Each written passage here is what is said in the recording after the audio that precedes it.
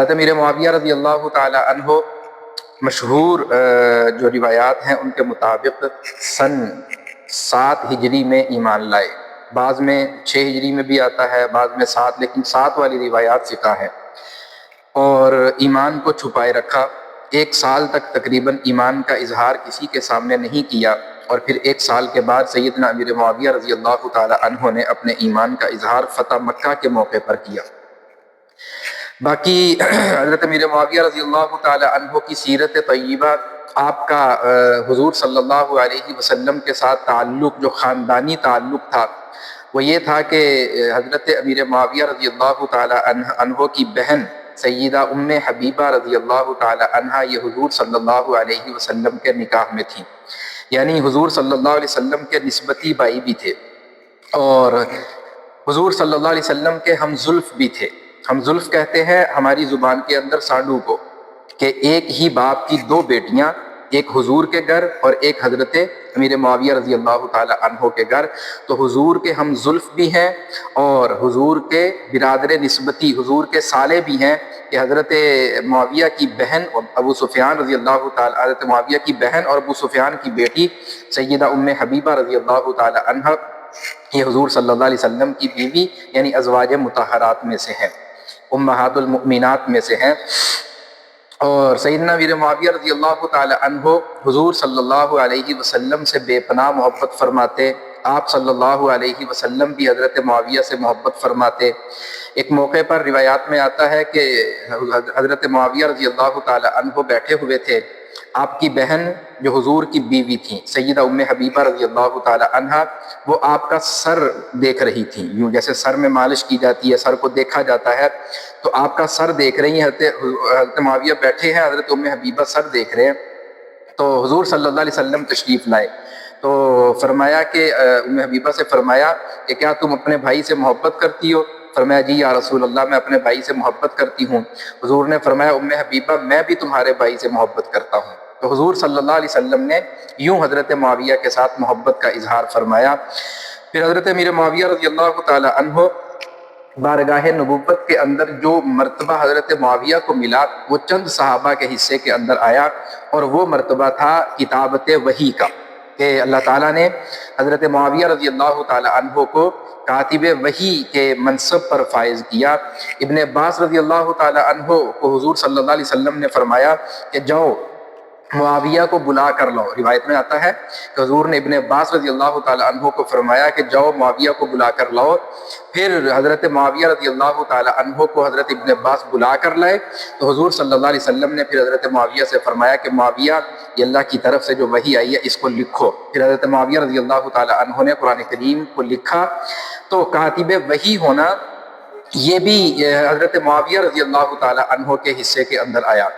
پھر ایک موقع پر حضور صلی اللہ علیہ وسلم نے حضرت معاویہ کو دعا دی، فرمایا کہ اللہم اجعلہ ہادیا مہدیا واہد بہ، اللہم ہادیا مہدیا واہد بہ، کہ اے نبی، اے اللہ حضرت معاویہ کو ہادی اور مہدی بنا، واہد بہ، اور ان کے ذریعے سے لوگوں کو ہدایت عطا فرما، یعنی خود بھی ہدایت پر چلا اور ان کے ذریعے سے یعنی ان کو ہدایت کا سرچشمہ بنا، کہ حضرت معاویہ کو کہ ان کے ذریعے سے لوگوں کو بھی ہدایت ملے۔ اور پھر ایک اور حدیث میں آتا ہے کہ نبی کریم صلی اللہ علیہ وسلم، یہ بڑی عجیب حدیث ہے، اور حضور کا اور حضرت معاویہ کا تعلق اور محبت اس حدیث سے سمجھ میں آتا ہے کہ حضور صلی اللہ علیہ وسلم سفر کر رہے ہیں، اور سفر کرتے ہوئے ایک سواری پر سوار ہیں، اور حضرت معاویہ حضور کے ساتھ اسی سواری کے اوپر بیٹھے ہوئے، ایک ہی سواری ہے، حضور آگے بیٹھے ہوئے، حضرت معاویہ پیچھے بیٹھے ہوئے ہیں۔ فرمایا حضرت معاویہ کا سینہ جو تھا وہ حضور کی پشت مبارک سے ٹچ ہو رہا تھا، حضور کی پشت سے، حضور کی کمر مبارک سے حضرت معاویہ کا سینہ یوں لگ رہا تھا۔ تو اس موقع پر نبی کریم صلی اللہ علیہ وسلم نے حضرت معاویہ کو دعا دی اور فرمایا اللہم علمہ الکتاب، کیا فرمایا کہ اے اللہ یہ جو سینہ میری کمر سے لگ رہا ہے اس سینے کو کتاب کے علم سے بھر دے، یعنی اس کو علم عطا فرما۔ اور یہ اللہ کے نبی صلی اللہ علیہ وسلم کی دعا کی برکت تھی کہ حضور صلی اللہ علیہ وسلم کی دعا کا اثر یہ تھا کہ حضرت معاویہ رضی اللہ تعالی عنہ نے جس مدبرانہ انداز کے اندر اور جس مصلحت اور جس حکیمانہ اور بردبانہ انداز کے اندر اپنی حکومت چلائی ہے، ان کے کیا ہی کہنے ہیں کہ رہتی دنیا تک ان کی اس حکومت جیسی مثال جو ہے وہ پیش نہیں کی جا سکتی۔ حضرت عمر رضی اللہ تعالی عنہ کے دور میں شام کے گورنر بنا کر بھیجے گئے، پھر حضرت عمر رضی اللہ تعالی عنہ کا دور گزرا، پھر حضرت عثمان کا دور آیا تو حضرت عثمان کے 12 سالہ دور کے اندر یہ شام کے گورنر رہے، پھر حضرت عثمان کے بعد حضرت علی رضی اللہ تعالی عنہ کا دور گزرا، پھر اس دور کے بعد مستقل جب ان کی اپنی حکومت قائم ہوئی حضرت حسن رضی اللہ تعالی عنہ کی بیعت کے ذریعے سے، تو اس وقت سے لے کر مسلسل 19 یا 20 سال تک تو خلافت کی مسند پر حضرت امیر معاویہ رضی اللہ تعالی عنہ رہے ہیں۔ یعنی یوں سمجھیے کہ پہلے 20 سے 25 سال جو ہے وہ گورنری کی حکومت کی ہے، گورنری میں رہے ہیں، شام کے گورنر رہے ہیں، اور پھر اس کے بعد جو اگلے 20 سال ہیں وہ اپنے ایک حکمران کے تحت اور ایک حکمران بن کر جو ہے وہ حضرت امیر معاویہ رضی اللہ تعالی عنہ نے زندگی گزاری ہے۔ اور ان کا دور ایسا امن اور سکون والا دور تھا کہ اس کی مثال جو ہے وہ پیش نہیں کی جا سکتی۔ حضرت امیر معاویہ رضی اللہ تعالی عنہ کے دور میں لوگوں سے جب پوچھا جاتا اور اس دور اس زمانے کے جو لوگ تھے جب ان سے رائے لی جاتی کہ معاویہ کا دور کیسا تھا، وہ لوگ خود گواہی دیا کرتے تھے کہ یہ دور بالکل امن اور سکون اور اطمینان والا دور تھا، کہ اس میں کسی پر ظلم نہیں ہوتا تھا، کسی کا حق نہیں مارا جاتا تھا، کسی سے زبردستی کوئی کام نہیں کروایا جاتا تھا۔ تو یہ وہ امن والا دور تھا حضرت معاویہ رضی اللہ تعالی عنہ کا۔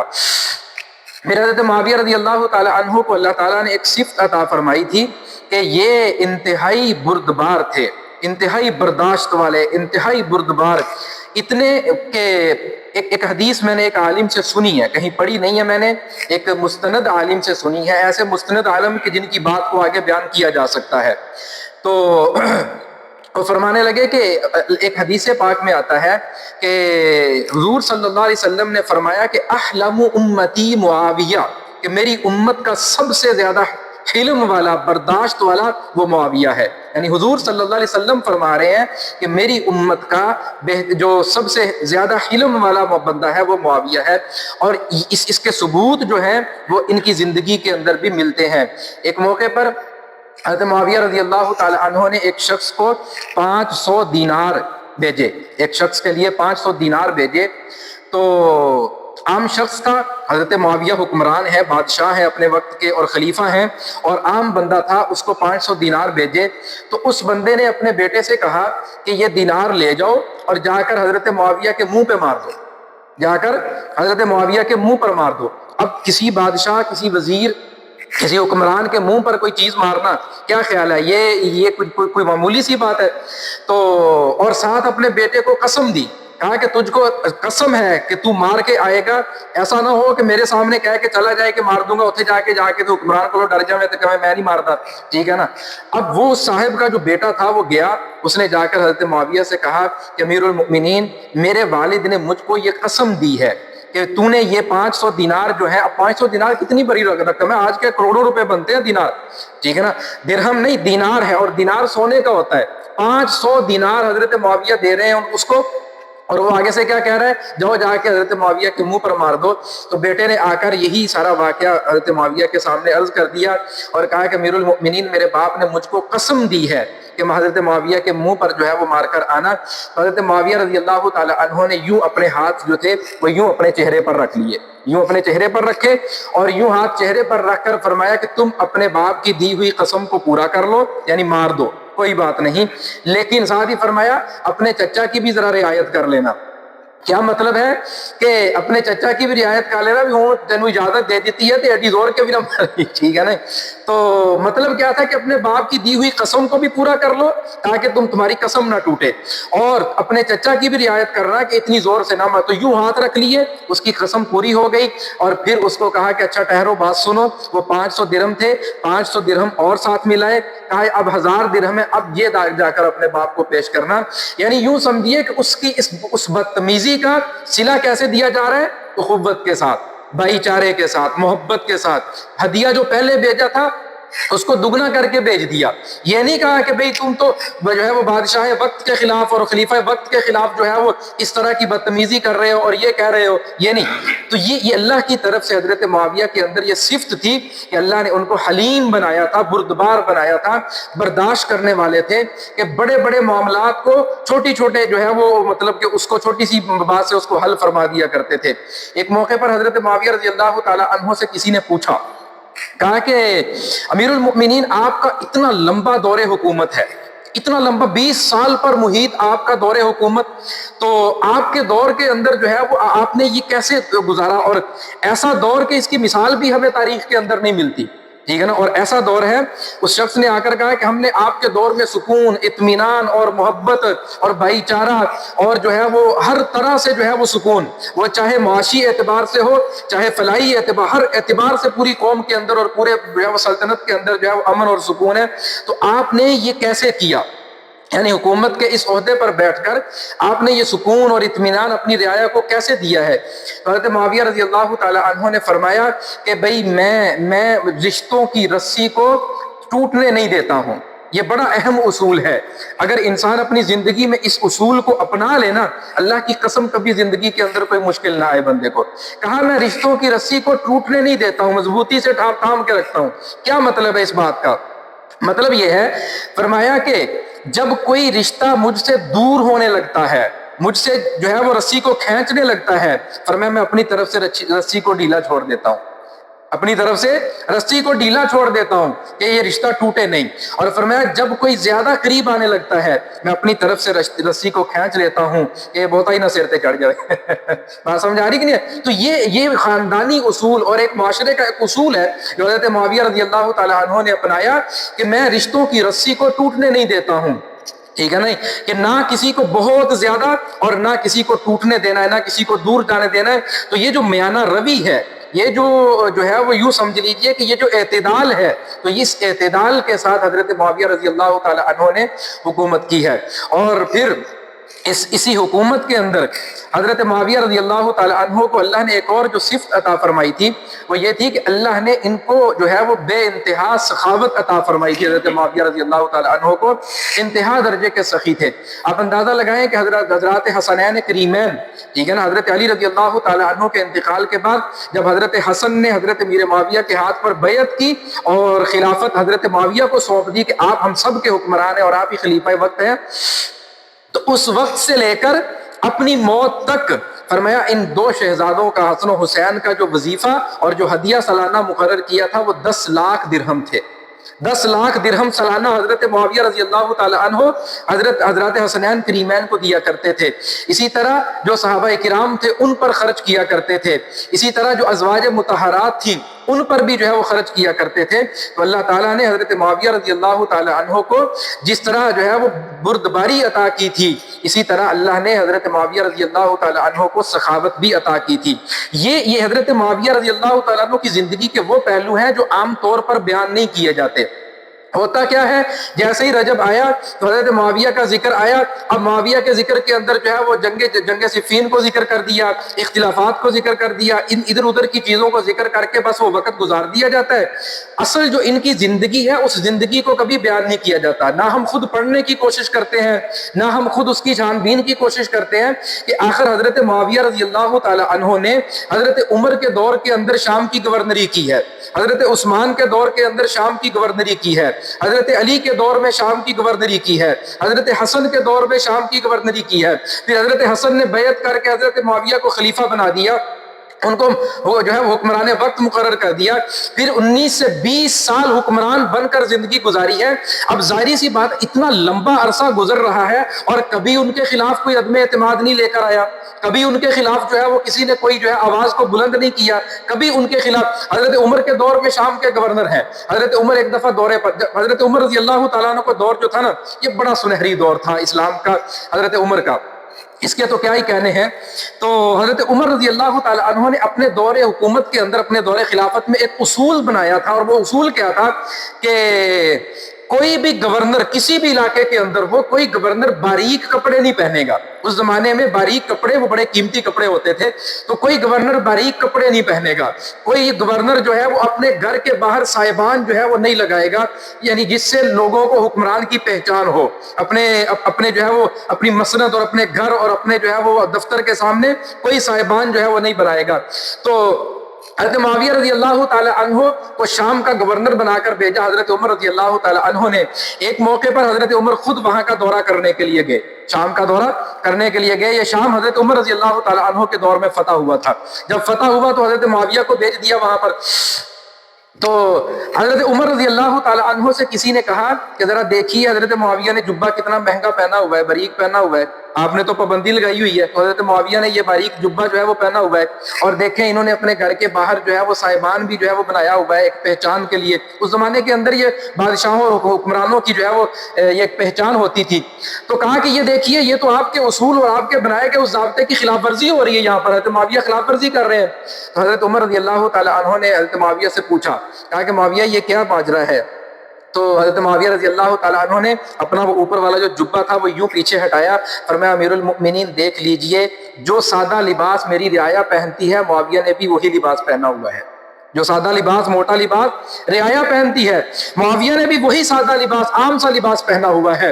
ہاں یہ جو جبہ اوپر پہنا ہوا ہے، چونکہ ہمارا یہ جس جگہ پر مجھے گورنر بنا کر بھیجا گیا ہے یہ سرحدی علاقہ ہے، بارڈر کا علاقہ ہے، یہاں سے جاسوس آتے جاتے ہیں، ان کے اوپر اسلام اور اسلام کے حکمرانوں کے رعب کو قائم رکھنے کے لیے میں اوپر سے یہ جبہ پہنتا ہوں. یہ ایک حکمت کے تحت پہنا گیا تھا، اور وہ جو صاحبان تھا وہ بھی اسی حکمت کے تحت جو ہے وہ بنایا گیا تھا کہ وہاں سے جاسوس جو کفار کے آتے جاتے ہیں ان پر اسلام کی شان و شوکت اور اسلامی حکمرانوں کا رعب ان کے اوپر پڑے.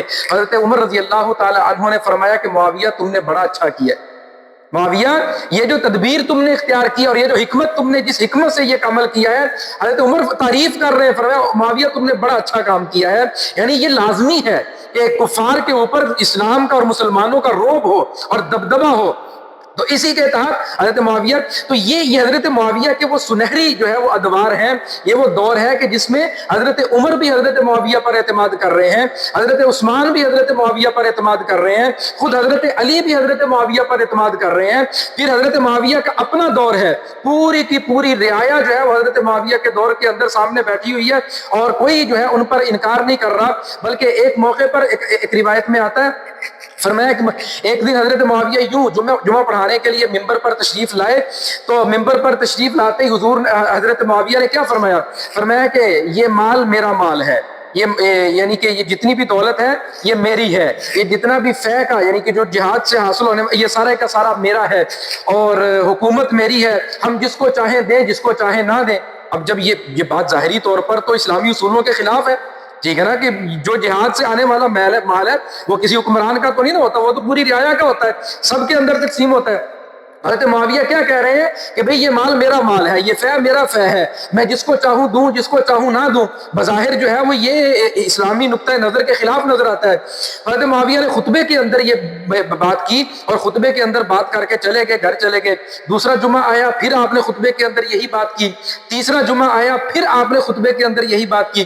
جب تیسرے جمعے خطبے کے اندر یہی بات کی نا، تو ایک شخص کھڑا ہوا، عام آدمی، اس نے کھڑا ہو کر کہا کہ امیر المؤمنین یہ تو آپ اسلامی اصولوں کے خلاف بات کر رہے ہیں، یہ مال آپ کا نہیں ہے، یہ سب لوگوں کا مال ہے، ہمارا مال ہے، تو آپ کیسے کہہ سکتے ہیں کہ یہ میرا مال ہے؟ اور یہ کہنا کہ ہم جس کو چاہیں دیں جس کو چاہیں نہ دیں، تو یہ بھی اسلامی اصولوں کے خلاف نہیں ہے. حضرت معاویہ رضی اللہ تعالی عنہ نے اس کو بلا کر اس کو اپنے گھر لے گئے، اپنی مسند کے اوپر اپنے ساتھ بٹھا کر اس کا اعزاز و اکرام کیا. اعزاز و اکرام کرنے کے بعد پھر دوبارہ آئے، تمام لوگ جمع تھے، تمام لوگوں کے اندر آ کر حضرت معاویہ نے اس کو اپنے ساتھ بٹھایا، اور بٹھا کر فرمایا کہ میں نے رسول اللہ صلی اللہ علیہ وسلم سے سنا تھا کہ ایک وقت آئے گا جب بادشاہ ایسے ہوں گے کہ وہ اپنی رعایا کے لیے اپنے دروازے بند کر دیں گے، اپنی رعایا کے لیے اپنے دروازے بند کر دیں گے، لوگ ان کے پاس سائل بن کر آئیں گے تو کوئی ان کے سوال کا جواب دینے والا نہیں ہوگا. اور پھر فرمایا کہ میں نے حضور سے سنا تھا ایک وقت ایسا آئے گا کہ جب لوگ جو ہے وہ حکمران جو ہوں گے ان کے کسی عمل پر، ان کے کسی خلاف شرع عمل پر کوئی نکیر کرنے والا نہیں ہوگا.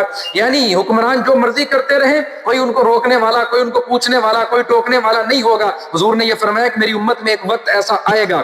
حضرت معاویہ نے فرمایا کہ میں نے وہ بات کی اس مقصد کے لیے تاکہ میں دیکھوں کہ کہیں میرا شمار ان حکمرانوں کے اندر تو نہیں ہوتا کہ جن کو روکنے ٹوکنے والا کوئی نہیں ہے. تو فرمایا الحمدللہ میرا شمار ان حکمرانوں کے اندر نہیں ہوتا جن کا ذکر حضور نے فرمایا تھا مجھے روکنے ٹوکنے والے لوگ ابھی موجود ہیں.